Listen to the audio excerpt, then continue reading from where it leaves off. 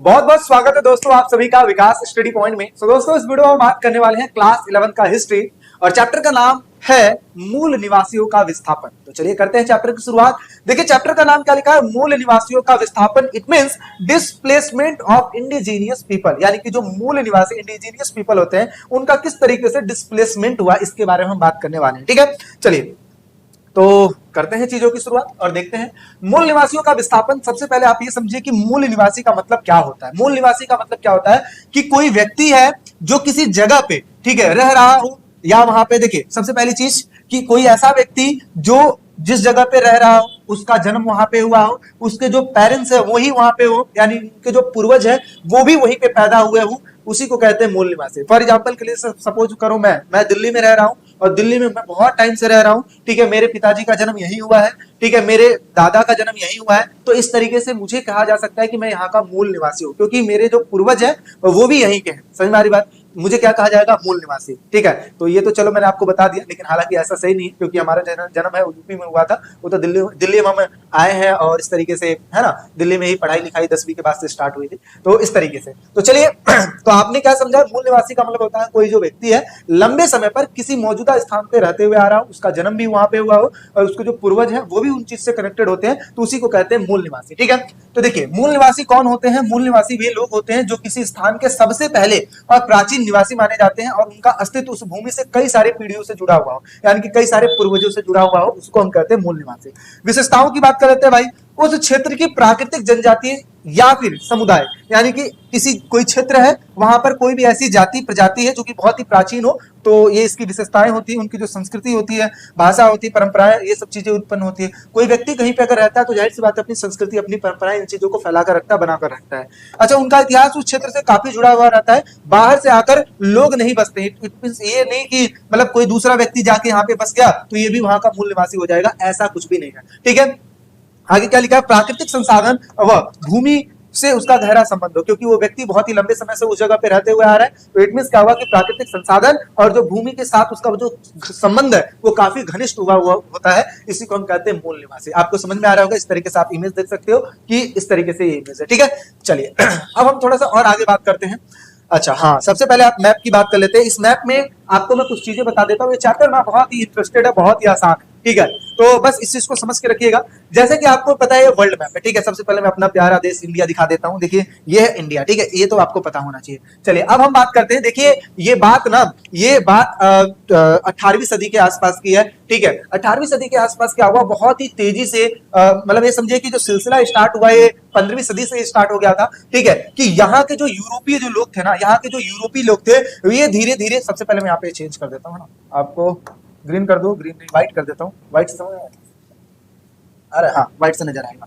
तो देखिए सबसे पहले यूरोप के जो लोग हैं ना, यूरोप के लोगों ने क्या किया, दूसरे दूसरे जगहों पे जाके बसना शुरू कर दिया, वहां के लोगों को, है ना, गुलाम बनाना शुरू कर दिया। और इस तरीके से अगर देखा जाए तो जो यूरोप के जो लोग थे अलग अलग जगहों पे जाकर ये ना गुलामी मतलब गुलाम बनाना शुरू कर दिए, वहां के संसाधनों का यूज करना शुरू कर दिए। ठीक है, इस तरीके की चीजें हुई। तो हुआ क्या, देखिए इस चैप्टर में हम यही पढ़ने वाले हैं कि आखिर जो यूरोप के जो लोग हैं ना, सर्वप्रथम जाके बसना कहां पे शुरू कर दिया, ये अमेरिका में जाके बसना शुरू कर दिया। अब यहाँ पे रहने वाले पहले के मूल निवासी थे, यानी कि पहले के रहने वाले जो लोग थे, तो फिर ये जब यहाँ पे आए और आने के बाद इन्होंने संबंध बनाया, तो बनाने के बाद धीरे धीरे धीरे धीरे कर करके ना उन पे कब्जा ही करना शुरू कर दिए, और इस तरीके से वही के लोगों के साथ पहले जुड़ना शुरू किए और फिर जाके आगे चल के गुलाम बना दिए। और यहाँ के जो लोग हैं ज्यादा से ज्यादा लोग जाकर यहाँ पे बसना शुरू कर दिए, और इसके बाद जो यहाँ के मूल निवासी थे, यहाँ पे जो पहले रहने वाले लोग थे, ये धीरे धीरे धीरे धीरे कर करके उस जगह पर जाकर बसना शुरू कर दिए जहां पर उनका पहले से कोई नाता नहीं था। फॉर एग्जाम्पल जैसे मान लेते हैं कोई व्यक्ति यहाँ पे रह रहा है और कोई दूसरा जो गुलाम मतलब कोई आ रहा है जो इनको गुलाम बना रहा है, तो वो कह रहा है कि भाई देखो आपको यहाँ नहीं रहना, आपको कहीं और रहना है। तो इनको मजबूरी में क्या करना पड़ेगा, इनको मजबूरी में उस जगह को छोड़ के जाना पड़ेगा, और इस वजह से धीरे धीरे धीरे पीछे की तरफ खिसकते चले गए। अच्छा, यहाँ पर अब आप कहोगे कि आखिर मजबूरी में क्यों जाना पड़ेगा। देखिए भाई ये लोग थे बहुत ही ज्यादा भोले भाले और ये थे चतुर।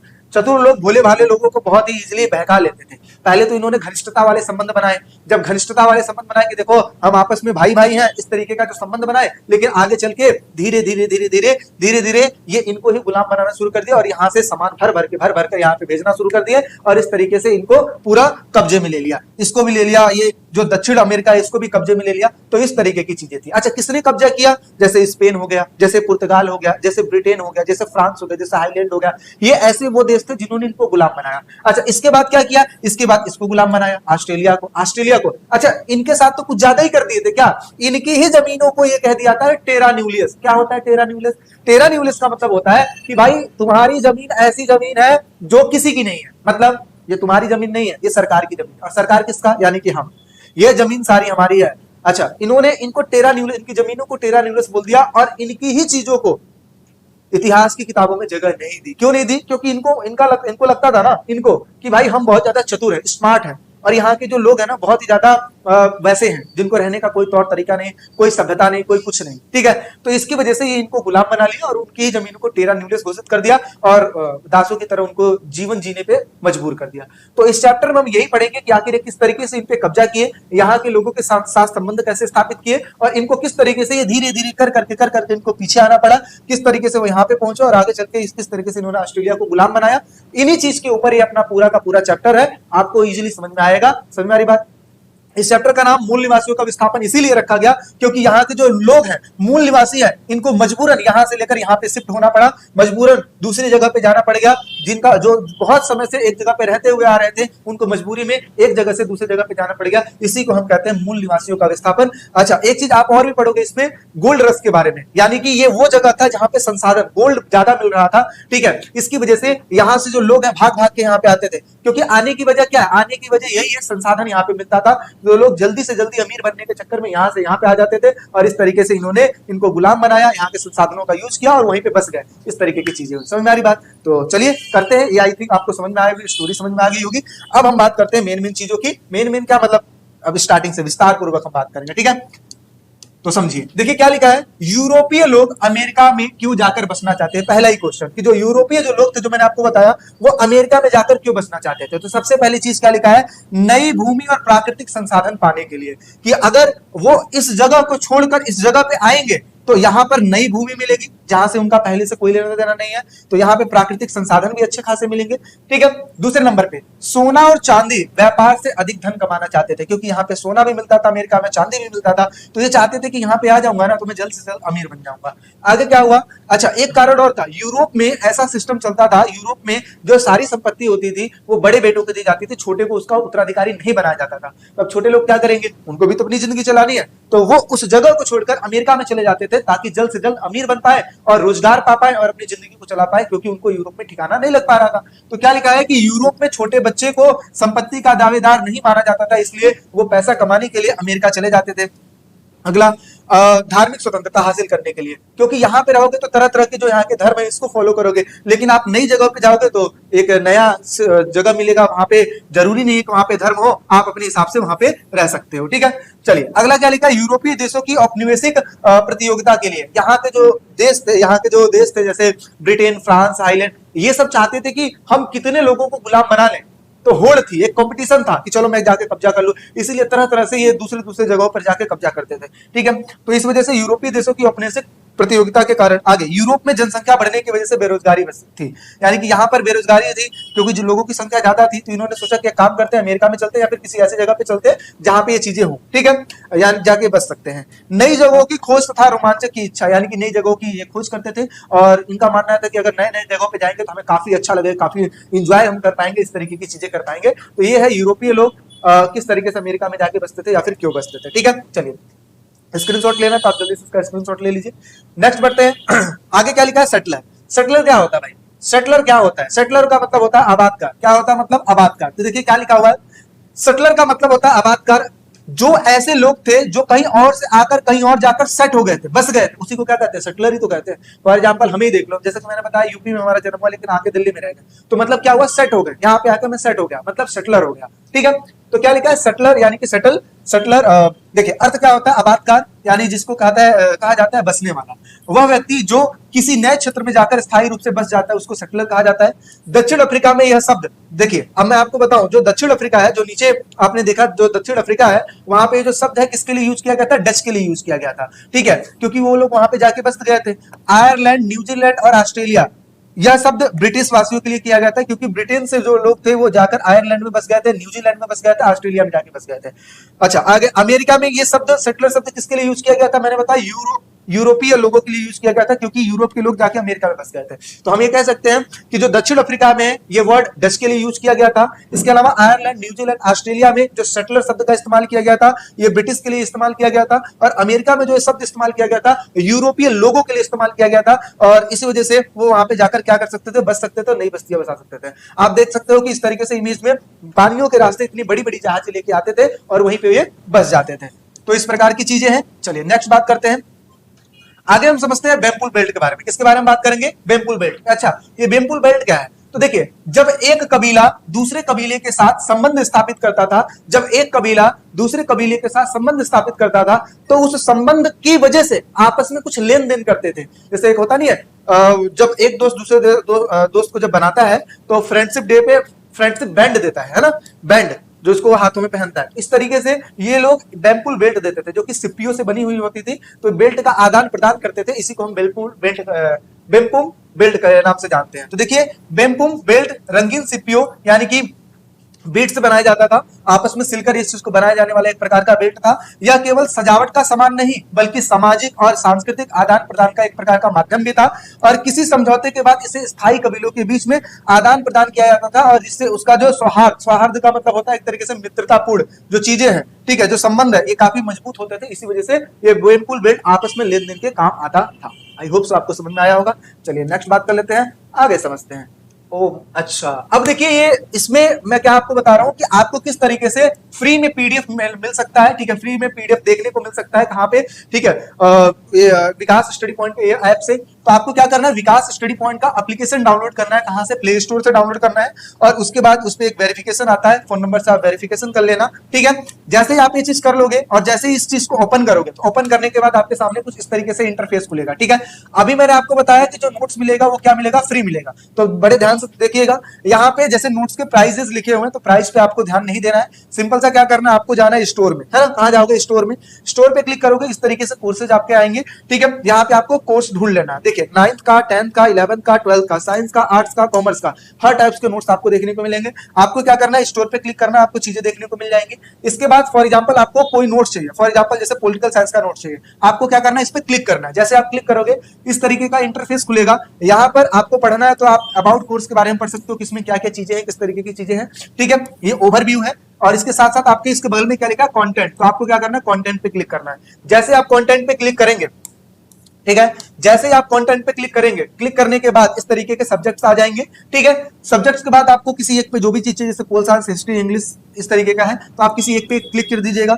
जैसे आप किसी एक पे क्लिक करते हैं, ठीक है, उस तरीके से ऐसे चैप्टर्स आ जाएंगे। फॉर एग्जांपल जैसे पोल साइंस का खुला हुआ है तो ऐसे चैप्टर्स आ जाएंगे, इस पे क्लिक करेंगे तो आपके नोट्स देखने को मिल जाएंगे। बहुत ही इजी स्टेप है, इजी स्टेप के माध्यम से चीजें देखने को मिल जाएंगी, ठीक है।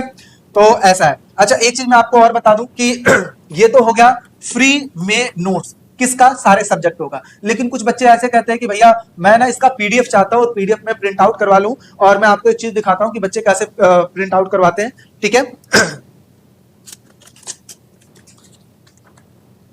देखिए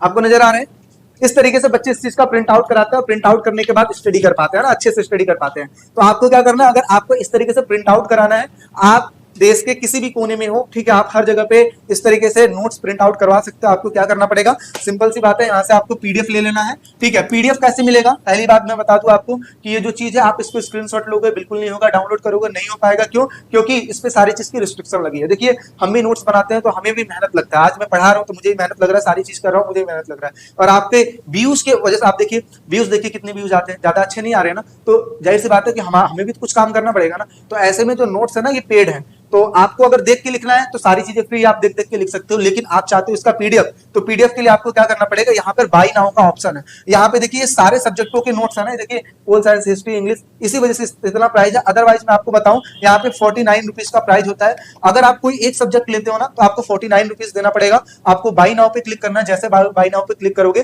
ठीक है, वैसे ऑप्शन आ जाएगा पेमेंट करने का। जैसे पेमेंट करोगे पीडीएफ आप में आपके फोन में डाउनलोड हो जाएगा। अच्छा, इस तरीके से कोई भी अगर चीज में दिक्कत आती है 7011912793 पे मैसेज कर लेंगे। अगर पीडीएफ आपको रिसीव नहीं होता है तो भी आप मैसेज कर लेंगे और आपको चीजें मिल जाएंगी, ठीक है, लेकिन मैसेज कीजिएगा। तो पीडीएफ आपको चाहिए तो 49 रुपीज पर सब्जेक्ट के हिसाब से लगेगा। अगर आपको पीडीएफ नहीं चाहिए, आप देख देख के लिख सकते हो, तो बाकी सारी चीजें फ्री है, आप अपने दोस्तों में भी शेयर कर सकते हो। और एक चीज में और कि अगर आप हमारे विकास स्टडी पॉइंट का एप्लीकेशन से पढ़ रहे हो या फिर चैनल से पढ़ रहे हो तो फीडबैक देना मत भूलिएगा और कमेंट सेक्शन में कमेंट कीजिए, ताकि हमें भी एक अच्छा लगता है ना, ये चीजें हैं, आप ऐसा कर सकते हैं। और रिव्यू देना मत भूलिएगा हमारे एप्लीकेशन पे, ठीक है। चलिए नेक्स्ट बात करते हैं आगे समझते हैं। देखिए ये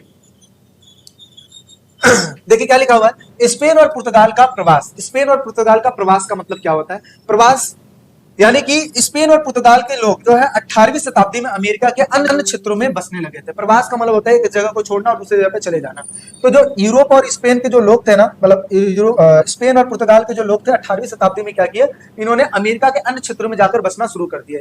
धीरे धीरे मध्य अमेरिका, उत्तरी अमेरिका, दक्षिणी अमेरिका, ऑस्ट्रेलिया, न्यूजीलैंड इलाकों में जाकर यूरोप लोग धीरे धीरे बस गए थे, यानी कि अप्रवासी लोग पहुंचे थे। उनके आगमन की वजह से उनकी जो बसावट थी, इस प्रकार से इस प्रक्रिया ने वहां के मूल निवासियों को अपने पारंपरिक क्षेत्रों से हटाने पर मजबूर कर दिया। मतलब जब ये लोग आकर वहां पे बस गए ना, तो धीरे धीरे उनको शिफ्ट होना पड़ गया कहीं और। यानी कि पहले यहाँ पे मूल निवासी रहते थे, लेकिन ये लोग आके जब बस गए तो इनको शिफ्ट होना पड़ा, इस जगह पे शिफ्ट हो जाना पड़ा। इसी को कहते हैं मूल निवासियों का विस्थापन। और आप देख सकते हो इस तरीके से नाव में भर भर के ये लोग आया करते थे, ठीक है। चलिए आगे क्या लिखा है, अमेरिका के मूल निवासी को अपनी जमीन छोड़नी पड़ी। दूसरे नंबर पे नए इलाकों में जाकर विस्थापित होना पड़ा। कई जगहों पर उन्हें सामाजिक, आर्थिक तथा सांस्कृतिक उत्पीड़न का भी सामना करना पड़ा। जैसे अगर मैं कहूं कि सबसे पहले कौन आया था, तो सबसे पहले जैसे स्पेन और पुर्तगाल जो के लोग जो थे, ठीक है, 1492 में आए थे, लेकिन उतनी मात्रा में नहीं आए थे। लेकिन बाद में आगे चल के ब्रिटेन, फ्रांस, हाईलैंड इत्यादि जो लोग हैं, ये 17वीं शताब्दी में बहुत ही तेजी से बसने शुरू कर दिए। और इसी वजह से हम कहते हैं कि 17वीं 18वीं शताब्दी में अमेरिका के बहुत सारे जो लोग अमेरिका के क्षेत्रों में बहुत सारे जो यूरोपीय लोग हैं वो आकर बसना शुरू कर दिए थे। इस तरीके से आप इमेज में देख सकते हो। तो यही लिखा है, स्पेन और पुर्तगाल का प्रवास, वो एक जगह से दूसरी जगह पे गए और इसकी वजह से अमेरिका के लोगों को विस्थापित होना पड़ गया। अगला आता है टॉपिक हमारे सामने कि पश्चिमी यूरोप के लोगों को अमेरिका के मूल निवासी असभ्य क्यों लगते थे। अब देखिए वो आ तो गए, लेकिन अमेरिका के जो लोग हैं ना उनको असभ्य लगते थे। क्यों लगते थे, क्योंकि अमेरिका के लोगों को रहने का कोई तौर तरीका नहीं था, या इस तरीके से आप समझ सकते हो सभ्यता नहीं थी। क्योंकि ब्रिटेन के लोग बहुत ही यहाँ के यूरोप के जो लोग थे बहुत ही ज्यादा स्ट्रिक्ट हुआ करते थे, खासकर है ना रहने में और इस तरीके से। तो उनको ना ऐसा लगता था कि अमेरिका में जो रह रहे लोग हैं ना उस समय के, वो अच्छे नहीं है या फिर उनको रहने का कोई तौर तरीका नहीं है। इसी वजह से उनको असभ्य, अनसिविलाइज्ड लगते थे। तो देखिए क्या लिखा है, अमेरिका के मूल निवासियों का जो जीवन शैली है यानी कि रहन सहन है, जो कि पश्चिमी यूरोप के लोगों से बिल्कुल ही भिन्न था। उनका अलग था और उनका अलग था। आगे वे मुख्य रूप से प्राकृतिक संसाधनों पर निर्भर थे, यानी कि अमेरिका के जो लोग थे वो मुख्य रूप से प्राकृतिक संसाधनों पर निर्भर थे।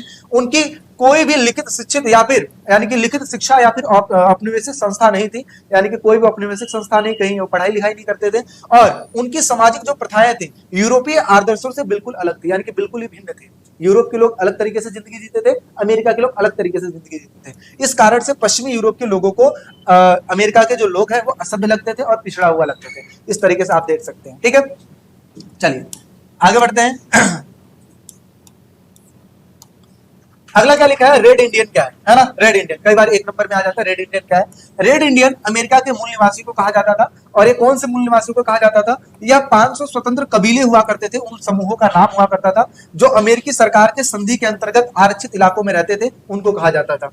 यूरोपियों के अमेरिका आने से पहले जो लोग इस महाद्वीप में रहते थे उनको ही रेड इंडियन या फिर नेटिव इंडियन के नाम से जाना जाता था। जैसे अमेरिका ही है, अमेरिका में रह रहे जो पहले के लोग हैं इन्हीं को रेड इंडियन कहते थे। रेड इंडियन इसलिए क्योंकि इनका भी जो शरीर है ना ये गेहूं होता था, मतलब जैसे गेहूं की तरह होता था, हमारे तरह ही होता था, तो इसी वजह से इनको रेड इंडियन कहा जाता था। अच्छा, आगे चल के यूरोप के जो लोग हैं वो आके यहाँ पे बसना शुरू कर दिया। अब यूरोप के लोगों को रेड इंडियन नहीं कहा जाएगा, क्यों, क्योंकि वो दूसरे जगह से आके बसे हुए हैं। तो ऐसे लोग जो पहले से यहाँ पे रह रहे हो, उनका जो शरीर का कलर है वो डिफरेंट हुआ करता था, उन्हीं लोगों को रेड इंडियन कहा जाता था। इस वजह से यहाँ पे कहा गया कि जो 500 स्वतंत्र कबीले थे जिसको आरक्षित किया गया था, उन्हीं को रेड इंडियन के नाम से जाना जाता है, ठीक है। चलिए नेक्स्ट बात करते हैं। अगला क्या लिखा है कि टेरा न्यूलियस क्या है। तो मैंने आपको बताया कि जिस तरीके से यूरोप के लोग अमेरिका में जाके कब्जा कर लिए थे, उसी तरीके से उन्होंने कब्जा और कहां किया था, ऑस्ट्रेलिया में। और ऑस्ट्रेलिया में कब्जा करने के बाद उनकी ही जमीनों को टेरा न्यूलियस घोषित कर दिया, यानी कि ये तुम्हारी जमीन नहीं है, ये किसकी जमीन है, सरकार की जमीन है, और सरकार की जमीन को हम टेरा न्यूलियस बोल रहे हैं। ठीक है, तो क्या लिखा है कि टेरा न्यूलियस का अर्थ होता है कोई भी मालिक नहीं वाली जमीन, मतलब जिस चीज का कोई भी मालिक नहीं होता है। अब फॉर एग्जांपल मैं आपसे कहूं कि जहां पे आपने देखा होगा पार्क का मालिक कौन है, कोई मालिक नहीं। कौन मालिक है, सरकार मालिक है। तो ऐसी जमीन जिसका कोई भी मालिक नहीं होता है, मालिक कौन होता है, वहां पे रूल करने वाले लोग। ठीक है, इसी प्रकार से यहाँ पे रूल कौन कर रहा था, ब्रिटेन के लोग रूल कर रहे थे। इसी वजह से ये कहा गया कि ये तुम्हारी जमीन नहीं है, ये ब्रिटेन की जमीनें हैं, इसी को टेरा न्यूलियस बोल दिया गया। तो टेरा न्यूलियस का अर्थ होता है कोई भी मालिक नहीं वाली जमीन, यानी कि सरकार ने ऑस्ट्रेलिया की जमीनों को टेरा न्यूलियस कह दिया था, यानी कि एक ऐसी जमीन जो किसी की भी ना हो। ठीक है, आगे बात करते हैं एबोरिजिनीज। एबोरिजिनीज क्या है, देखिए एबोरिजिनीज का मतलब होता है ऑस्ट्रेलिया महाद्वीप के शुरुआती मनुष्य या फिर आदिमानव, जो कि एबोरिजिनीज कहा जाता है, यानी कि ऑस्ट्रेलिया में स्टार्टिंग से रह रहे जो लोग थे ना, इस तरीके से अपनी जिंदगी गुजारते थे, इसी को एबोरिजिनीज कहा जाता था। ठीक है, आगे बढ़ते हैं। ओरल हिस्ट्री किसको कहते हैं, तो ऐसी हिस्ट्री जो ओरली हो, मतलब मुंह से जो बोली जाती हो। तो क्या लिखा है, ओरल हिस्ट्री का अर्थ है इतिहास को मौखिक रूप से सुनना या फिर रिकॉर्ड करना। यह वह तरीका था जिसमें लोग अपनी यादों को, अपनी अनुभवों को, अपनी कथाओं के माध्यम से इतिहास का साझा करते हैं। ठीक है, यानी कि एक ओरल हिस्ट्री ऐसा जिसमें मौखिक रूप से किसी भी चीज को बोलना या फिर सुनना शामिल होता है, और इसी तरीके से इस चीजों को रिकॉर्ड करके रखा जाता है, उनके अनुभवों को, उनको यादों को, उनकी कथाओं को ओरल में रखा जाता है, इसी वजह से उसको ओरल हिस्ट्री कहते हैं। तो टेरा न्यूलियस जो किसी की जमीन ना हो, एबोरिजिनी ऑस्ट्रेलिया में जो मूल निवासी थे उनको कहा जाता था, ओरल हिस्ट्री जो बोली जाती थी, ठीक है, बोल के या उसको रिकॉर्ड कर ली जाती थी, उसको कहा जाता है टेरा न्यूलियस। ठीक है, आगे समझते हैं कैनबरा क्या है। कैनबरा आप देख सकते हो, इसको कैनबरा कहा जाता है। तो कैनबरा क्या है, 1911 में ऑस्ट्रेलिया की राजधानी जिसका नाम है वुल व्हीट गोल्ड बनाने की सुझाव दिया गया था। अंततः उसका जो नाम है, लास्ट में उसका जो नाम है क्या रखा गया, कैनबरा रखा गया, जो कि एक स्थायी शब्द कैमर से बना हुआ है। ठीक है, जिसका अर्थ होता है सभा स्थल, यानी कि एक ऐसा जगह जहां पे सभा स्थल है, जहां पे बैठ के बातचीत होती है, और इसी को राजधानी के रूप में जाना गया। तो हम कह सकते हैं कैनबरा जो है, स्टार्टिंग में इसको बुल व्हीट गोल्ड के नाम से जाना जाता था, लेकिन आगे चलकर इसको कैनबरा के नाम से जाना गया। ठीक है, आगे समझिए उत्तरी अमेरिका के संदर्भ में रिजर्वेशन का क्या तात्पर्य है। रिजर्वेशन का मतलब क्या होता है, रिजर्व कर देना। क्या कर देना, रिजर्व कर देना। फॉर एग्जाम्पल के लिए जैसे मान लेते हैं ये है अमेरिका और ये है यूरोप। यूरोप से जो लोग हैं वो अमेरिका में जाके बस गए। अब अमेरिका के लोग पहले तो यहाँ रहते थे, है ना, यहाँ पे अपनी जिंदगी गुजार रहे थे, लेकिन जैसे ही लोग आकर यहाँ पे बसना शुरू कर देते हैं, जैसे ही लोग यहाँ पे आकर बसना शुरू कर देते हैं, धीरे धीरे इसको कब्जे में ले लेते हैं। ठीक है, अब यहाँ के जो लोग थे इनको मजबूरी में पीछे जाना पड़ गया, यहाँ पे जाना पड़ गया। तो इसकी वजह से इन्होंने क्या किया, इनको गुलाम बना लिया। गुलाम बनाने के बाद इन्होंने कहा कि हम आपकी जमीनों को अब रिजर्व कर देते हैं आपके लिए, कि ये आपके लिए जमीन रिजर्व कर दी जाती है, यहाँ से आपको कोई नहीं हटा सकता। इट मींस जैसे ट्रेन में सीटें रिजर्व कर दी जाती है ना, कि सीट तुम्हारी है, इसी तरीके से इनकी जमीनों को रिजर्व कर दिया गया। तो क्या लिखा है, रिजर्वेशन ऐसा छोटे इलाके होते थे जिसमें अमेरिका के मूल निवासी यानी कि नेटिव पीपल को सीमित कर दिया गया था, यानी कि रिजर्व कर दिया गया था, इससे कहीं बाहर आपको नहीं जाना है। ये जमीनें अक्सर ऐसी थी जिनके साथ उनका पहले से कोई संबंध नहीं होता था। जैसे मैं कहूंगा कि ये लोग रहने वाले कहाँ के थे, यहाँ के रहने वाले थे ना, लेकिन मजबूरी में इनको यहाँ से यहाँ पे शिफ्ट करना पड़ा। अब ये तो लोग यहाँ पे रहते थे, इन जमीनों से इनका कोई लेना देना नहीं था, लेकिन फिर भी मजबूरी में ये यहाँ से शिफ्ट होकर यहाँ पे चले गए। इसी वजह से यह कहा जाता है कि इनका इन जमीनों से कोई लेना देना नहीं होता था, लेकिन मजबूरी में इनको यहाँ पे बस जाना पड़ता था। मूल निवासियों को इन इलाकों में बसाया गया था ताकि उन्हें यूरोपीय, ठीक है, बसावट से दूर रखा जा सके, क्योंकि यूरोपीय लोग चाहते थे कि अगर हम यहाँ पे रह रहे हैं तो इनकी जो बसावट है ये दूर रहे, क्योंकि ये लोग इनको असभ्य मानते थे। ठीक है, तो इस तरीके से रिजर्वेशन का मतलब आई होप आपको समझ में आ गया होगा कि एक ऐसा जगह जिसको रिजर्व कर दिया जाता था वहां के नेटिव पीपल के लिए, ताकि यूरोपीय लोग अलग रह सके और अपने आप को उस तरीके से दिखा सके। अब देखिए उत्तरी अमेरिका के जो लोग थे उनकी जीवन शैली कैसी थी, उनका जो जीवन है किस तरीके से चलता था, उनका जीवन का तौर तरीका क्या था। तो देखिए गांव में समूह बनाकर ये रहा करते थे। कैसे रहते थे, गांव में जो है एक प्रकार का समूह बना के रहते थे। ठीक है, और अक्सर नदी घाटियों के पास रहते थे, नदियों के बगल में रहते थे। मछली, मांस, जंगली पशुओं का सेवन करते थे। मक्का तथा अन्य सब्जियां इत्यादि उगाया करते थे। शिकार के लिए लंबी यात्राएं भी किया करते थे। घास के मैदान में घूमते थे। जंगली भैंसों का शिकार करते थे। कैसे, जंगली भैंसों का शिकार करते थे। केवल उतने ही जानवरों को मारते थे जितने की उनको भोजन की जरूरत होते थे, ज्यादा नहीं, क्योंकि ये नेचर से प्यार करते थे। ये कहते थे संतुलन हमें बना के रखना है, अगर हम संतुलन बना के रखेंगे तो हमारा कोई नुकसान नहीं होएगा। लेकिन जहां पे हमने संतुलन के साथ छेड़छाड़ किया, समझो कि ये नुकसान हमारे लिए हो जाएगा। इसी वजह से ये उतने ही जानवरों को मारते थे जितने की जरूरत होती थी। कुशल कारीगर थे, जैसे अच्छे अच्छे कपड़े बना लेते थे, बर्तन बना लेते थे, आभूषण बना लेते थे। उनकी जो कला है और जो शिल्प में जो उनकी संस्कृति तथा धार्मिक महत्व तो बहुत ज्यादा थी। ठीक है, प्राकृतिक तथा संसाधनों के साथ सामंजस्य के साथ जीवन गुजारते थे। सामंजस्य का मतलब होता है एक तरीके से बैलेंस बनाकर, प्रकृति के साथ वो बैलेंस बना के करते थे। अच्छा, आगे एक चीज आप और भी पढ़ोगे कि जो यूरोपीय लोग थे वो तरह तरह की चीजें करते थे। जैसे यहाँ के जंगली जो भैंसे थे उसको जानबूझ के मारते थे ताकि उसका जो खाल है उस चीज को बेचा जा सके। तो यहाँ के जो लोग थे ना, यानी कि उत्तरी अमेरिका के लोग थे, वो बहुत ही ज्यादा दुखी होते थे कि ऐसे कैसे तुम बेच देते हो यहाँ से ले जाकर, क्योंकि उनका मानना यह था कि अगर हम संतुलन नहीं बना के रखेंगे ना तो दिक्कतें हमें ही होंगी। अच्छा, दूसरे नंबर पे अगर हमने जानवरों का शिकार ज्यादा किया तो कल की डेट में जानवर भी हमसे बदला लेंगे। इसी वजह से ये लोग मेंटेन करके चलते थे, जबकि यूरोपीय लोग लालची थे, तो लालच की वजह से वो सारी चीजें करते थे। ठीक है, चलिए नेक्स्ट बढ़ते हैं। अगला क्या लिखा है, अमेरिकियों के लिए फ्रंटियर क्या थे। देखिए फ्रंटियर का मतलब क्या होता है। फ्रंटियर का मतलब होता है वो भूमि जिस पे हम कब्जा कर सकते हैं, जिस पे हम कंट्रोल कर सकते हैं। अब जैसे फॉर एग्जांपल के लिए मैं आपको बताऊं, जैसे मान लीजिए ये अमेरिका है, ये यूरोप है। यूरोप से आने वाले जो लोग हैं यहाँ पे आके बसना शुरू कर दिया। अब यहाँ पे पहले से जो लोग बसे हुए हैं, यहाँ पे पहले से जो लोग बसे हुए हैं, अब इनको तुम क्या कर रहे हो, शिफ्ट कर रहे हो, इधर इधर ऐसे ऐसे करके पीछे कर रहे हो, तो ये पीछे होते चले जाएंगे। ठीक है, अब आके यहाँ पे तुम बसना शुरू कर दिया, धीरे धीरे धीरे धीरे तुम यहाँ पे बस गए, इन लोगों को तुमने यहाँ यहाँ कर दिया। ठीक है, अच्छा, और आबादी यहां से अगर आने लगेगी तो अब इनको क्या करना पड़ेगा, इनको और पीछे करना पड़ेगा। लेकिन आपको ध्यान ये भी रखना है कि इसके क्या बगल में जमीन है, नहीं, क्यों, ये सारे पानी वाला जगह है। ठीक है, अगर मैं आपको मैप में दिखाऊं, ठीक है, अगर मैं आपको मैप में दिखाऊं तो आप खुद देखिए कि ये वो जमीन है जहां पर कब्जा नहीं किया जा सकता है ना। देखिए एक बार ध्यान से देखिएगा, फिर आपको चीजें समझ में आएगी।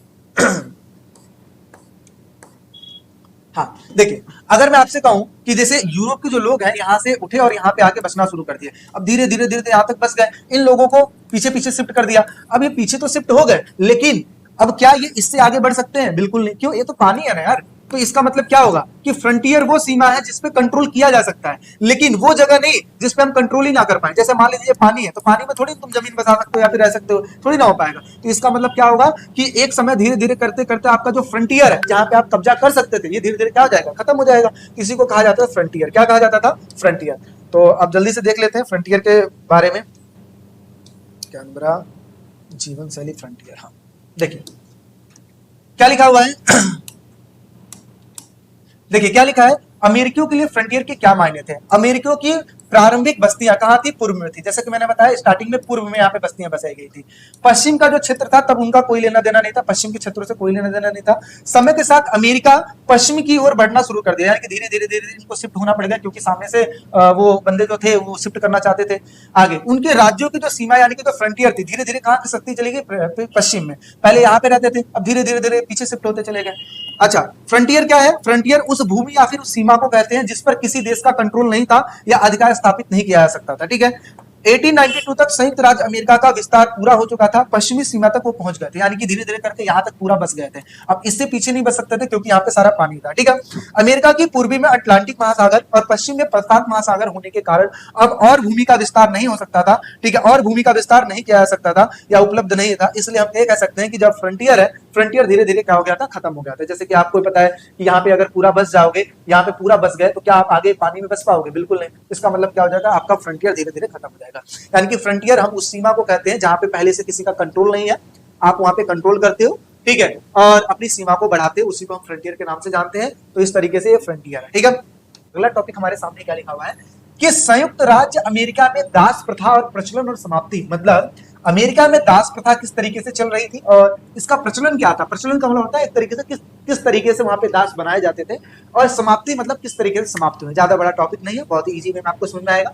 तो देखिए क्या लिखा है, 17वीं शताब्दी और 18वीं शताब्दी में यूरोपियन सेटलर्स ने कृषि तथा उद्योगों के लिए अफ्रीका से काले दास मंगा लिए। क्या हुआ? मतलब मैंने आपको बताया था कि जैसे ये अमेरिका है, ये है यूरोप, यूरोप से अमेरिका पे कब्जा कर लिया गया था और फिर धीरे धीरे धीरे धीरे यूरोपीय लोग यहाँ पे बस गए थे। अच्छा, इन्हीं लोगों को क्या बोला जाता था? सेटलर्स बोला जाता था। मैंने आपको बताया था ना, जो लोग यहाँ से आकर यहाँ पे सेटल हो गए थे, इन्हीं लोगों को क्या बोला जाता था? सेटलर्स बोला जाता था। ठीक है, अच्छा, इन्होंने क्या किया, यहाँ पर काम करवाने के लिए दासों को बुलाया। कहां से बुलाया? जो दक्षिण अफ्रीका है ना, वहां से दासों को बुलाकर यहाँ पे काम करवाना शुरू कर दिया। यानी कि अगर कहा जाए तो दास बुलाकर काम कराना बिल्कुल सरल होता था, क्योंकि दासों की संख्या बहुत ज्यादा थी और उनको देना क्या है, ज्यादा पैसा उसे थोड़ी देना था, है ना, इसलिए बुला लेते थे। तो क्या हुआ, उद्योगों तथा कृषि काम करने के लिए अफ्रीका से काले दासों को बुला लिया गया। ठीक है, काले दास क्यों? मतलब काले दास मतलब का कलर ही ब्लैक था ना भाई। चलिए आगे, दक्षिणी राज्यों में कपास तथा तंबाकू की खेती के लिए दासों की भारी आवश्यकता थी, बिल्कुल, तभी तो बुलाया गया। आगे, दासों के साथ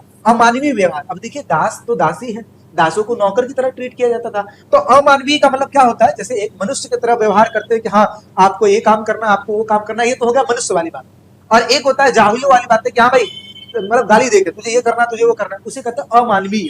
ठीक है, अमानवीय व्यवहार के साथ उनके साथ ट्रीट किया जाता था और उनको बिल्कुल ही स्वतंत्रता नहीं थी। आगे क्या हुआ भाई, उत्तरी और दक्षिणी राज्यों के बीच दास प्रथा को लेकर क्या हुआ, मतभेद होना शुरू हो गया। ठीक है, और फिर क्या हुआ, 19वीं शताब्दी में, ठीक है, एक आंदोलन छिड़ा जिस आंदोलन का नाम है एबोलिशनिस्ट, ये नाम है। ठीक है, ये मूवमेंट स्टार्ट हुआ और जिन्होंने क्या किया, जो दास प्रथा चलती आ रही थी ना, इसका विरोध करना शुरू कर दिया। ठीक है, कि भाई अब हम दास नहीं रहेंगे, अब हमें भी स्वतंत्रता के साथ जीने का मुझे मौका दो, ये दो, क्योंकि तुमने जितना शोषण करना था शोषण कर लिया। ठीक है, 1861 से लेकर 65 में अमेरिका में गृह युद्ध हो गया और इसी की वजह से क्या हुआ, जो दास प्रथा है और राज्यों के अधिकार में थे। यानी कि अगर कहा जाए इसका मुख्य कारण क्या था, ये यही था क्योंकि दास प्रथा के खिलाफ इन्होंने लड़ाई लड़ी थी। आगे 1863 में अब्राहम लिंकन जो थे, इन्होंने क्या किया, एमानिस्पेशन, ठीक है, प्रोक्लेशन, ठीक है, प्रोक्लेमेशन जारी किया। अच्छा, इसमें क्या किया गया, इसमें दासों को स्वतंत्रता होने की घोषणा कर दी गई। पहले दासों के साथ बहुत ज्यादा दिक्कतें होती थी, अब उनको स्वतंत्र करने की बात कर दी गई। आगे क्या हुआ,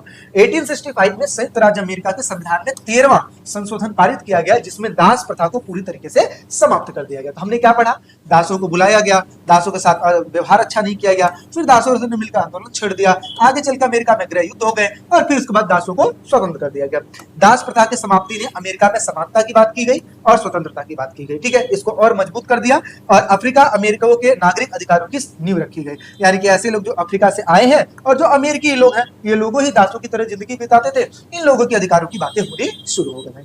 समझ में आ रही बातें, कहां से क्या चीज हुआ, तो ये कई बार दास प्रथा के बारे में 4 नंबर के क्वेश्चन में आ जाता है। ठीक है, चलिए अब हम थोड़ा सा और आगे बात करते हैं, आगे समझते हैं। अगला है इतिहास। देखिए बिल्कुल छोटे छोटे टॉपिक्स मिलेंगे, मतलब एक टॉपिक बड़ा टॉपिक में दो पेज पे करवा दिया जाएगा और सिंगल टॉपिक तो सिंगल में ही खत्म हो जाएगा। तो देखिए क्या लिखा हुआ, इतिहास की किताबों में ऑस्ट्रेलिया के मूल निवासियों को शामिल क्यों नहीं किया गया। अब देखिए एक बात समझिए, इन्होंने क्या किया था, इन्होंने जब ऑस्ट्रेलिया पे कब्जा किया था ना, तो इनकी ही जमीनों को क्या बता दिया जाता भाई, टेरा न्यूलियस। ठीक है, टेरा न्यूलियस बता दिया गया था, मतलब एक ऐसी भूमि जो किसी की ना हो। मतलब जो इंसान वहां पे पहले से रहता हुआ आ रहा है, तुमने उसी की जमीनों पर कब्जा भी कर लिया और उनकी ही जमीनों को कह दिया कि तुम्हारी जमीन नहीं है, सरकार की जमीन है। और सरकार किसकी है, हमारी ही सरकार है। इट मींस कुल मिलाकर ये वो चाहते थे उन लोगों को कहना कि भाई तुम्हारी जमीन नहीं है, सारी जमीनें मेरी है। ठीक है, तुम्हें यहाँ पे अगर रहना है तो दासों की तरह रहना है। साथ ही साथ उनको इतिहास की किताबों में जगह भी नहीं दी। ठीक है, अच्छा क्यों नहीं दी, क्योंकि ये लोग मानते थे कमतर,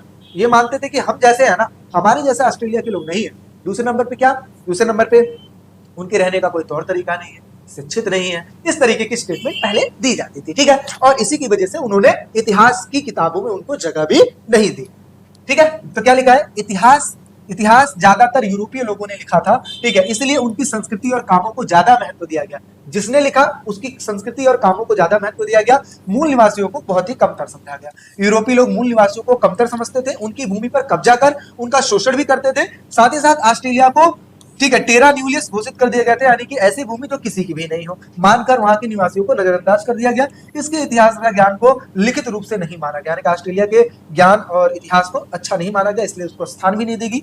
20वीं शताब्दी में लागू नीतियों ने यूरोपीय लोगों की संस्कृतियों में मिलाने की कोशिश की और इसकी पहचान को कम कर दिया। ठीक है, उपनिवेशवाद के चलते मूल निवासियों को भारी हिंसा झेलना पड़ेगा, जानलेवा बीमारियों से भी कहीं ना कहीं दिक्कत है, क्योंकि भाई देखो ये लोग जाते थे अलग अलग देशों से जाकर वहां पे कब्जा कर लेते थे। अच्छा, अपने साथ ये बहुत सारी बीमारियां लाते थे, जैसे चेचक हो गया, खसरा हो गया, इस टाइप्स की बीमारियां लेके जाते थे। तो ऑस्ट्रेलिया के लोगों को एक तो सबसे पहली चीज हिंसा का सामना करना पड़ता था और उसके बाद ये जो बीमारी लेके आते थे ना, इन बीमारियों से भी बचना पड़ता था। साथ ही साथ अपनी ही पैतृक जो संपत्ति थी उनसे इनको बेदखल कर दिया जाता था। इन सभी चीजों का उनको सामना करना पड़ा, लेकिन इन पीड़ाओं को इतिहास में पूरी तरीके से दर्ज नहीं किया गया कि किस तरीके से ब्रिटेन के जो लोग थे उन्होंने ऑस्ट्रेलिया पर कब्जा करके उन्हीं लोगों को प्रताड़ित किया।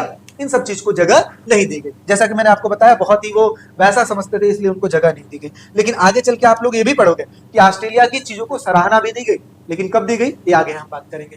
देखिए क्या लिखा है, उत्तरी अमेरिका के मूल निवासी यूरोपीय लोगों के व्यवहार से क्यों दुखी थे। अभी हमने क्या बात किया था, देखिए मैंने बताया था ना, उत्तरी अमेरिका की जीवन शैली अलग थी। ठीक है, यूरोपियों ने कब्जा कर लिया, कब्जा करने के बाद सबसे पहले तो स्टार्टिंग में बहुत ही मित्रता वाला व्यवहार था, हम दोनों भाई भाई हैं। लेकिन आगे चल के इन्होंने उनकी थाली में छेद करना शुरू कर दिया। इट मींस जहां पर तुम्हें रहने को मिल रहा है वहीं पे तुमने कब्जा करना शुरू कर दिया।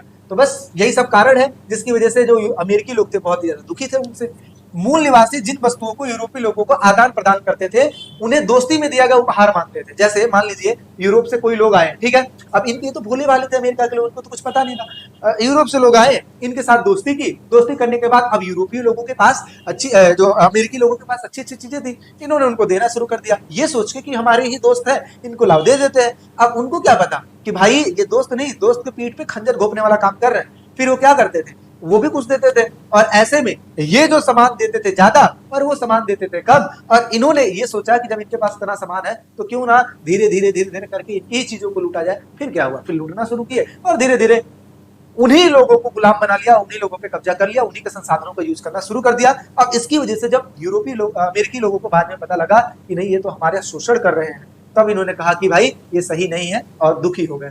तो इसी व्यवहार से ये लोग दुखी थे। तो क्या लिखा है कि मूल निवासी जिन वस्तुओं का यूरोपीय लोगों से आदान प्रदान करते थे वो दोस्ती में दिया गया उपहार मानते थे, जबकि यूरोपीय लोग क्या सोचते थे कि ये बेचने लायक माल है। समझो नजरिया क्या है, अमेरिकी वालों ने कुछ दिया तो ये दोस्ती समझ के दिया, लेकिन यूरोप वाले क्या सोच रहे हैं कि चलो तुमने दे तो दिया, अब इसको ले जाकर हम यूरोप में बेचेंगे। ठीक है, आगे यूरोपीय व्यापारी मछली, रोएदार खाल को यूरोप में बेचकर बहुत ज्यादा मुनाफा कमाते थे, यानी कि यहाँ से सामान भर भर के लेके जाते थे और मुनाफा कमाते थे। इसीलिए उनका जो व्यवहार है फायदे और लालच से भरा हुआ था, भाई जितना ज्यादा फायदा हो पाए उतना फायदा है। ठीक है, इन वस्तुओं के दाम यूरोप के बाजार में हर साल बदलते रहते थे, जिसे मूल निवासी समझ नहीं पाते थे, क्योंकि उन्हें यूरोपीय व्यापार और बाजार का कोई ज्ञान नहीं था। क्योंकि ये भोले भाले थे, इनको क्या पता कि यूरोप में एक बहुत बड़ा मार्केट है, वहां पे सामानों को लेके जाके बेचते रहे। यूरोपीय लोग कभी कभी तो बहुत ज्यादा सामान दे देते थे और कभी बहुत ही कम, जिससे मूल निवासी उनके अन्याय अथवा लालच के व्यवहार से बहुत ज्यादा दुखी थे। अच्छा, यूरोपीय लोग भी कुछ न कुछ चीजें अमेरिकी लोगों को दिया करते थे, लेकिन वो कम दिया करते थे और इसकी वजह से भी वो दुखी रहते थे।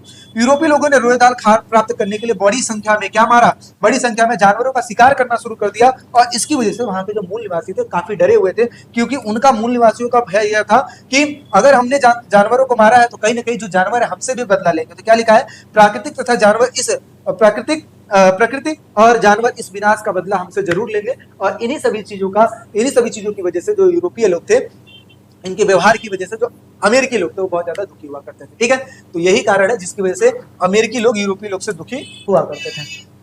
अब आते हैं अच्छा क्वेश्चन, 8 नंबर का क्वेश्चन आता है गोल्ड रश के बारे में। देखिए क्या लिखा है, गोल्ड रश क्या था और उसके प्रभावों का वर्णन कीजिए। देखिए गोल्ड रश, ये देखिए सब बैठ के सोना छान रहे हैं, है ना, सोना निकाल रहे हैं यहाँ पे बैठ के। तो क्या हुआ, अमेरिका में पता लगता है चिरोकी कबीले में, ठीक है, यहाँ पर सोने की चीजें हैं, ठीक है, यहाँ पे सोना भर भर के है क्योंकि संसाधन बहुत अच्छे खासे थे। जैसे ही बात पता लगा यूरोप में, यूरोप के लोग भाग भाग के अमीर बनने के चक्कर में यहाँ पे आ गए, है ना। तो क्या हुआ भाई, सबसे पहले 1840 में संयुक्त राज्य अमेरिका के कैलिफोर्निया में सोने की खोज ने किस चीज का नाम दिया, गोल्ड रश का नाम दिया, यानी कि यही यहाँ पे सोने का मिलना ये यहाँ पर रस पैदा कर देता है। रस का मतलब होता है भीड़ भाड़, ठीक है, इसी को गोल्ड रश के नाम से जाना जाता है।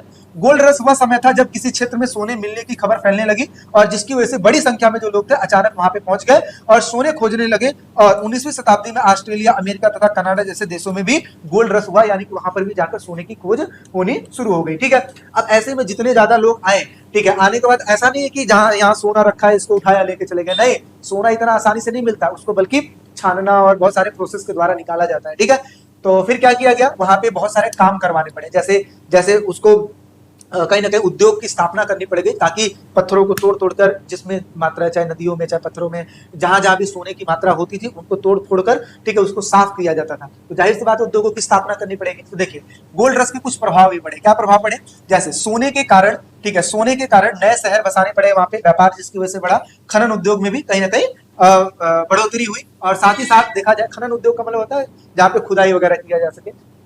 स्थानीय व्यवस्था को मजबूत किया गया, जैसे सड़कें बनाई गई, रेलवे मार्ग बनाए गए, दुकानें, बैंकों तथा अन्य सुविधाओं का निर्माण किया गया। कई नई शहरों की शुरुआत वहां पे भी की गई, जिसकी वजह से यहाँ पर गोल्ड रश हुआ। खनन क्षेत्रों में लोगों की भीड़ बढ़ने की वजह से मूल निवासियों को भूमि छीननी जाने लगी, यानी कि वहां पे पहले जो रह रहे लोग थे उनको वहां से भगाया जाने लगा। आगे चल के क्या हुआ, धीरे धीरे करके वहां की प्राकृतिक संसाधनों को नष्ट कर दिया गया। इसकी वजह से जो उनकी पहले की जो संस्कृति थी, जो पहले की जो जीवन शैली थी, तो बहुत ज्यादा प्रभाव पड़ा। सोने निकालने के लिए जंगल काटे गए, नदियों को मोड़ा गया और मिट्टी और पानी प्रदूषित हुआ, जिसकी वजह से स्थानीय पर्यावरण को भारी नुकसान का सामना करना पड़ा। सोने की लालच के कारण वहां पे झगड़े भी हुए, वहां पे हिंसा भी हुआ, वहां पे चोरी भी हुआ और साथ ही साथ आपराधिक घटनाएं भी घटी और कई जगह पर खनन श्रमिकों तथा ठीक है निवासियों के बीच में संघर्ष भी देखने को मिल गया, क्योंकि आपस में भी भिड़ जाते थे। भाई आपको पता है पैसा लड़ाई भी करवा सकता है, जैसे देखो ना जमीन जमीन के लिए इतनी इतनी जमीन के लिए लोग लड़ जाते हैं, उसी प्रकार से यहाँ पर भी चीजें हुई। समझ में आ रही बात? तो इस तरीके से हमने क्या पढ़ा, गोल्ड रश क्या था और इसके प्रभाव हमने पढ़ लिए, ये प्रभाव हो गया भाई। ठीक है, अब चलिए आगे टॉपिक पे चलते हैं। अगला टॉपिक है संयुक्त राज्य अमेरिका के मूल निवासियों को, ठीक है, मूल बासिंदों को उनकी जमीन से बेदखल क्यों कर दिया गया और उसके लिए उन्होंने उनके उत्तरदायी कारण कौन कौन से। देखिए सबसे पहले मैं आपको बात बताऊं कि जमीन से क्यों बेदखल कर दिया गया। इसलिए जमीन से बेदखल कर दिया गया क्योंकि मैंने बताया था ना, वो खुद रहना चाहते थे उस जमीन पे, उनको उठा के पीछे भेज दिया गया। पहली चीज तो ये। दूसरी चीज पे क्योंकि उनको पता है यहाँ पे संसाधन ज्यादा है, तो अगर हम संसाधनों को यहाँ से निकालेंगे तो जाहिर सी बात है इन लोगों को बहुत दिक्कतें होंगी, तो इससे बेटर है कि इनको यहाँ से शिफ्ट करो पीछे। इसीलिए कहा गया ना फ्रंटियर पीछे होता चला गया, है ना। तो यही चीज है। क्या लिखा हुआ है, संयुक्त राज्य अमेरिका के मूल बासिंदों को उनकी जमीन से इसलिए बेदखल कर दिया गया क्योंकि यूरोप में आए लोग वहां पर जमीन तथा मुनाफा कमाने के चक्कर में वहां पे थे, यानी कि मौके ढूंढ रहे थे। बेदखल करने के कारण क्या थे भाई, सबसे पहला ब्रिटेन तथा फ्रांस से आए कई सारे जो प्रवासी लोग थे, ठीक है, जो अपने देश को छोड़ के आए थे, देश में संपत्ति का हकदार नहीं उनको मिल पाता था, इसीलिए वे अमेरिका में जमीन लेकर क्या बनना चाहते थे, मालिक। क्योंकि मैंने आपको बताया था जो छोटे बच्चे थे उनको यूरोप में जमीन नहीं मिल पाती थी क्योंकि बड़ा ही बेटा दावेदार होता था, तो ऐसे में वो लोग अमीर बनने के चक्कर में अमेरिका आ गए थे और फिर वो मालिक बनना चाहते थे यहाँ पे। वे ऐसी फसलें यहाँ पर उगाना चाहते थे जो कि यूरोप में नहीं उगाई जाती है, जिसकी वजह से वो भारी से भारी मुनाफा कमाना चाहते थे। यूरोपीय लोग यह मानते थे कि मूल निवासी जमीन का सही उपयोग नहीं कर पा रहे, तो जब तुम नहीं कर पा रहे हो तो लाओ हम करते हैं। और यही विचारधारा रख के जो यूरोप के लोग थे वो यहाँ पे फसल उगाते थे और वही चीज ले जाकर यूरोप में बेच देते थे और अमीर बनते थे। ठीक है, ठीक है, तो ये चीज है। और वो ऐसा करते भी थे ना, तो उनको ऐसा नहीं लगता था कि हमने गलत कर दिया। क्यों? क्योंकि वो कहते थे तुम उपयोग नहीं कर पा रहे हो तो ला हम भी कर लेते हैं, इसलिए वो अपना कर लेते हैं। चलिए आगे बढ़ते हैं। अगला क्या लिखा है, बेदखल करने के तरीके क्या थे भाई। धोखे से उनके समझौते बदल दिए गए, यानी कि अगर देखा जाए तो सबसे पहले तो इन्होंने कहा कि एक काम करते हैं, हम समझौता कर लेते हैं। ठीक है, अमेरिका तथा यूरोप के बीच में आपस में समझौता हुआ, लेकिन धीरे धीरे करके धोखेबाजी की गई अमेरिकी लोगों के साथ और फिर उनके संसाधनों को लेकर जाया गया। तो धोखे से समझौते बदल दिए गए और उससे ज्यादा से ज्यादा जमीनें ले ली गई। तय किए गए जो पैसे थे उसको सही समय पे पूरा ना करना या फिर वादा पूरा ना करना, जमीन बेचने के समझौते पर जबरदस्ती, ठीक है, हस्ताक्षर लगवा देना और फिर बाद में उनको वहां से हटाने के लिए मजबूर कर देना। चिरोकी कबीले जैसे समूहों को हटाने के लिए अमेरिकी सेना का इस्तेमाल किया गया कि भाई जबरदस्ती इनको हटाया जाए यहाँ से। साथ ही साथ यहाँ पर जमीन में सोना, सीसा तथा अन्य खनिज मिलने की वजह से वहां के जो मूल निवासी थे, ठीक है, उनको भी उनकी स्थायी जमीन से धकेल दिया गया, यहाँ के भगा दिया गया। तो इस प्रकार की चीजें हुई थी जिसकी वजह से देखा जाए तो उनको इन तरीकों से, ठीक है, जबरदस्ती वहां से हटा दिया गया था। ठीक है, चलिए आगे बढ़ते हैं। अगला टॉपिक, क्या टॉपिक लिखा है, 1970 के दशक में आई बदलाव की लहरों के कारण ऑस्ट्रेलिया के मूल निवासियों पर क्या असर देखने को पड़ा। अभी हमने क्या पढ़ा, ऑस्ट्रेलिया की जो जमीनें थी उसको टेरा निम्बस घोषित कर दिया गया, लेकिन आगे चल के 1970 में ना इसको महत्व दिया गया। किसको?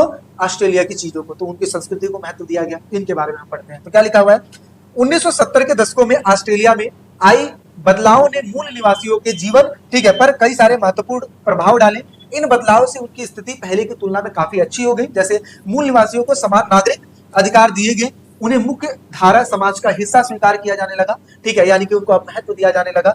कई जगहों पर उनकी परंपराएं या फिर पारंपरिक भूमि को वापस दे दी गई, ठीक है, जिसको कहते हैं लैंड राइट्स मूवमेंट, यानी कि एक ऐसा मूवमेंट जिसके द्वारा जिसकी जमीनें पहले थी वो चीजें उसको अलॉट कर दी गई। ठीक है, कानूनी अधिकार उनको दिए गए, चुनाव में वोट देने का अधिकार दिया गया, अपनी बात सरकार तक पहुंचाने का अधिकार दिया गया, साथ ही साथ संगठन करने का और आंदोलन में खड़े होने के लिए भागीदारी किया गया। तो ये सारे बदलाव किए गए जिसकी वजह से जो ऑस्ट्रेलिया के लोग थे, ठीक है, उनको कहीं ना कहीं हेल्प हुई। और क्या किया गया, सरकार ने उनकी शिक्षा पर ध्यान दिया, स्वास्थ्य पर ध्यान दिया, रोजगार के लिए विशेष योजनाएं बनाई, जिसकी वजह से उनका जीवन स्तर बेहतर हुआ और उनकी भाषा, कला, संस्कृति, परंपराओं का सम्मान दिया जाने लगा और उन्हें राष्ट्रीय पहचान का हिस्सा माना जाने लगा।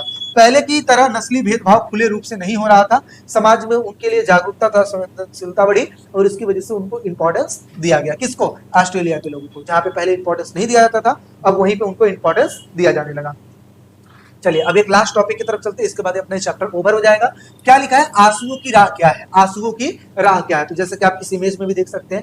अब देखिए आंसुओं की राह क्या होता है, मतलब समझो कि एक ऐसा मूवमेंट जहां पर आपको एक जगह से उठाकर दूसरी जगह पर शिफ्ट किया गया, मजबूरी में आपको जाना पड़ा, कुछ मतलब नहीं था जाने का, मजबूरी में जा रहे हो, ठीक है, और नहीं जाओगे तो अपने जान से हाथ धोना पड़ेगा, तो क्या करोगे आप? रोते धोते तो जाओगे।